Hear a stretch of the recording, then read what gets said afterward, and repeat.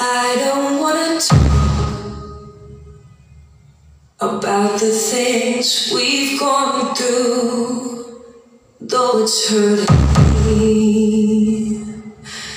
Now it's history.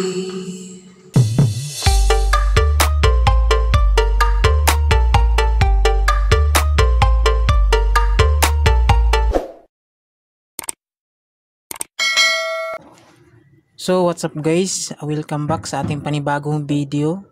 Bali sa video natin ngayon guys, magsiset up po tayo dito sa ating loob ng bahay, no? Titest natin tong Joson Star amplifier. So siset up lang tayo dito ng dalawang sub natin na halimaw. Loaded po yan ng Joson Stage 15 1000 to 1200 watts. Tsaka ito naman yung ating dalawang pole range na nakapatong sa halimaw box. Loaded po yan ng Joson Stage 12 1000 watts. So ito naman yung ating Joson Star amplifier, no? Ito yung titest natin sa loob. Ito naman yung wirings natin dito sa likuran ng speaker. Ito yung pole range natin. Naka-parallel po yan. Kapag parallel po mga boss, mga guys, kapag ang 8 ohms, dalawang 8 ohms, magiging 4 ohms na yan kapag naka-parallel. Pero yung wattage niya is naka-plus na po yan. So nakabit tayo sa left channel sa pang full range natin. Ito naman sa halimaw box natin, D15, is naka-parallel din po tayo.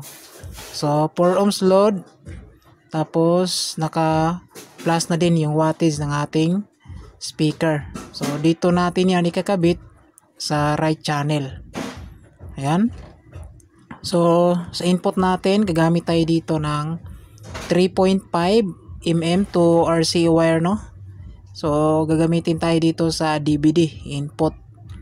So kabit natin yung dulo sa ating cellphone or laptop or DVD, kung ano ba yung gamit natin. So nakakabit na po tayo sa ating cellphone. So pili ka lang dyan, pwede DVD, CD.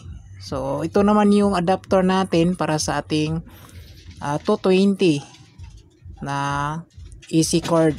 So kailangan natin gumamit ng adapter para maikabit natin.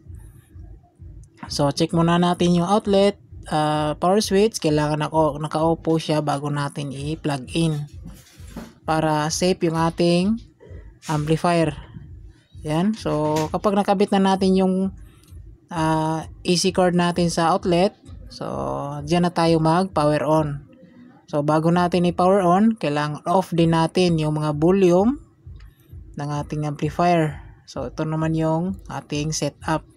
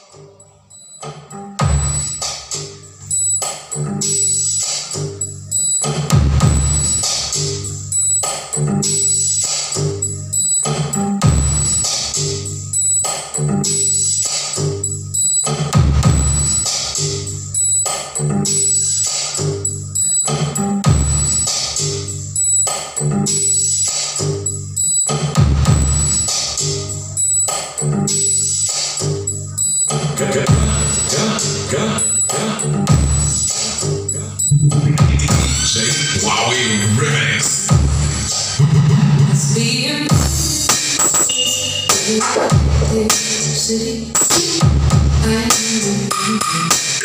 that's right for me.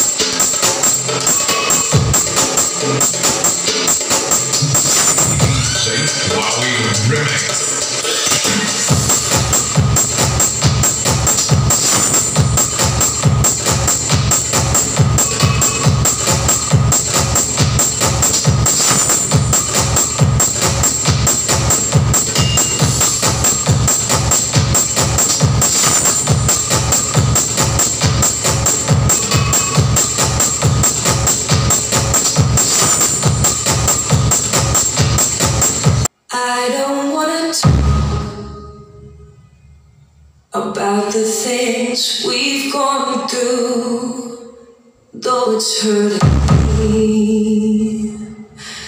Now it's history.